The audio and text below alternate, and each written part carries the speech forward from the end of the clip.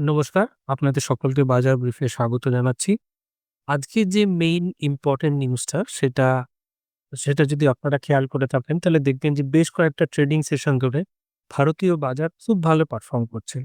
বিশ্বের বাকি সমস্ত বাজারের তুলনায় ভারতীয় বাজার গত অক্টোবর মাস থেকে তুলনামূলকভাবে যথেষ্ট ভালো পারফর্ম করছে। মাঝে, মাঝে যদি একটা জিনিস আমরা ভাবি তাহলে যে জিনিসটা হচ্ছে যে বিহারের ইলেকশনের সময় যে জিনিসটা হয়েছিল যে মার্কেটে একটা সামান্য ভোলাটিলিটি তৈরি হয়েছিল। সেই ভোলাটিলিটি টুকু বাদ দিলে একটা জিনিস খুব স্পষ্ট যে ভারতীয় বাজার এই মুহূর্তে সেনসেক্স বা নিফটি যথেষ্ট স্থিতিশীল আছে।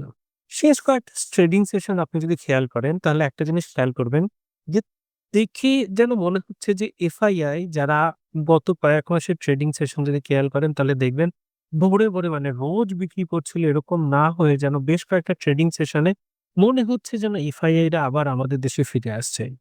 এদের সঙ্গে আমাদের ডিআইএল রা তো আছেই, মানে ডোমেস্টিক ইনস্টিটিউশনাল ইনভেস্টররা তো আছেই। সো এই ২ মিলেমিশে বাজারে এখন প্রায় রেকর্ডের কাছাকাছি পৌঁছে গেছে। এখন এই যে রেকর্ডের কাছাকাছি পৌঁছে গেছে সম্ভাব্য কারণ হিসেবে বিশেষজ্ঞরা ভাবছেন যেটা হচ্ছে আমেরিকান মার্কেটের ক্ষেত্রে যে এআই বাবল, সেই এআই বাবলে একটা ট্রাবল তৈরি হয়েছে। তার মানে এআই বাবলটা একটা ভেঙে পড়ার সম্ভাবনা দেখা যাচ্ছে। সো এই যে এআই বাবলটা ভেঙে পড়ার সম্ভাবনা দেখা দিচ্ছে, এই ভয়েই কি হচ্ছে বিদেশি বিনিয়োগকারীরা আবার ভারতীয় বাজারে বড়, বড় যত আইটি কোম্পানি আছে সেগুলোর দিকে তারা ফিরে তাকাচ্ছে। এক্সাক্টলি এই কারণে কি হচ্ছে HCL, Infosys, TCS এর মতো যে সমস্ত বড়, বড় আইটি কোম্পানি আছে সেই আইটি কোম্পানিগুলোতে আপনি যদি দেখেন তাহলে দেখবেন যে যথেষ্ট ভালো রকমের কেনাকাটা চলেছে।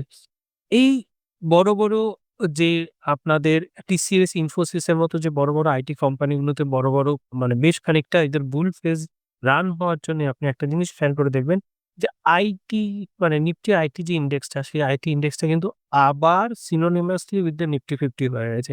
মানে একটা সার্টেন সময় পর্যন্ত কি হয়েছিল যেটা পার্টিকুলারলি কোভিড এর পরে এক্সট্রিমলি হাই হয়ে গেছে with respect to Nifty 50 then there is a crash down. সেই ক্র্যাশ ডাউন এর পরে again they are synonymous with the Nifty 50। So আমরা একটা জিনিস এখান থেকে খুব স্পষ্টভাবে বোঝা যাচ্ছে যে লাস্ট যে কোয়ার্টার, আমাদের সেই লাস্ট কোয়ার্টার কোম্পানিগুলোর রেজাল্ট ভালো ছিল। বিহারের ইলেকশনের যে রেজাল্ট সেটাও বাজারের আশানুরূপ হয়েছে। সঙ্গে, সঙ্গে এফআইআই এর টাকা আসছে বাইরে থেকে। সো এই সমস্ত কিছু মিলেমিশে গভর্নমেন্টের একটা more or less much major stability চলে এসেছে। এই স্টেবিলিটির উপরে ভিত্তি করেই বাজার যেটা মনে করছে যে ভবিষ্যতে বাজারের জন্য মাচ মোর রিফরমেশন আসছে।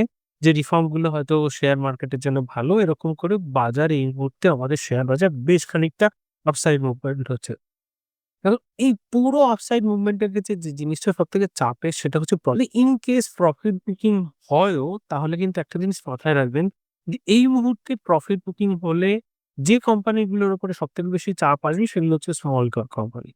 সো এই মুহূর্তে যেটা এক্সপার্টাইজদের যে বা আপনি যদি এক্সপার্টদের মত নেন তাহলে দেখবেন যে সবথেকে নিরাপদ হচ্ছে ছোটর পরিবর্তে বড়, বড় আইটি কোম্পানির শেয়ারগুলো। তাতে কি হবে যদি হঠাৎ করে মার্কেটে একটা ছোট প্রফিট বুকিং এর চাপ আসেও তাহলে ওই বড়, বড় যে আইটি কোম্পানি তাদের উপরে ডেন্টিং এফেক্টটা খুব কম পড়বে। এবং সেকেন্ড থিং একটা জিনিস কি যে আপনি যদি আজকে বিনিয়োগ করেন তাহলে মোটামুটি ৬ থেকে ১৮ মাসের একটা পরিকল্পনা নিয়েই কিন্তু বিনিয়োগটা করবেন। সেক্ষেত্রে আপনি আরো ভালো রকমের রিটার্ন পেতে পারেন। সো সবশেষে একটাই কথা আমি বলতে পারি সেটা হচ্ছে যে কারোর পৌষ মাস তো কারো সর্বনাশ। আমাদের আজকে পৌষ মাস বেশ কয়েক বছর ধরে আমাদের আইটি মার্কেটের জন্য সর্বনাশ ছিল। সো আশা করি বেশ কয়েক বছর ধরে ভারতের আইটি কোম্পানিগুলোতে অন্তত এই পৌষ মাস যে ফেজ, এই পৌষ মাস ফেজটা চলবে। So thank you so much. সকলে ভালো থাকবেন এবং আমাদের চ্যানেলটা যদি ভালো লেগে থাকে এবং এই ধরনের ইনফরমেশন যদি আপনি পেতে চান তাহলে কাইন্ডলি লাইক, শেয়ার এবং সাবস্ক্রাইব করবেন। Thank you so much.